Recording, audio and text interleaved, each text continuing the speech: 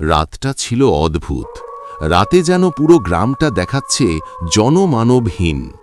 কোনো মানুষ বাইরে নাই, সবাই ঘরের দরজা বন্ধ করে দিয়েছে, যেন পুরো গ্রাম একসাথে ঘুমিয়ে গেছে।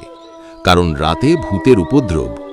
গ্রামে প্রচলিত আছে, কেউ যদি 3 বার দরজায় কড়া দেয় তাকে দরজা খুলতে হবে।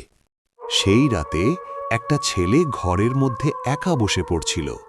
ছেলেটির নাম শুভ। কিন্তু সেই নীরবতার মাঝেই কিছু যেন শ্বাস নিচ্ছিল তার পাশেই। শুভ ভয় পায়। হঠাৎ দরজায় প্রথম ঠোকা।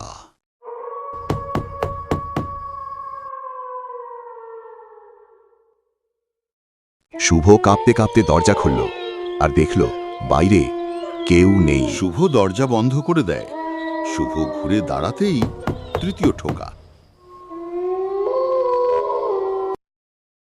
দেয়ালে একটা লম্বা ছায়া ভেসে উঠল।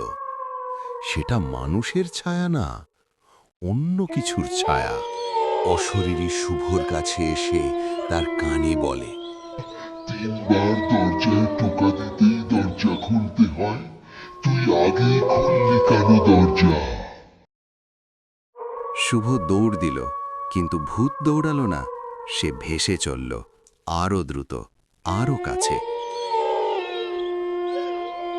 শুভ লুকিয়ে পড়ল পাথরের মূর্তির পিছনে, কিন্তু ছায়াটা তাকে দেখে ফেলে। অশরীরী বলে, 3 বার টোকা দেওয়ার আগে দরজা খুললে সে আর বেঁচে ফিরে না, কখনোই না।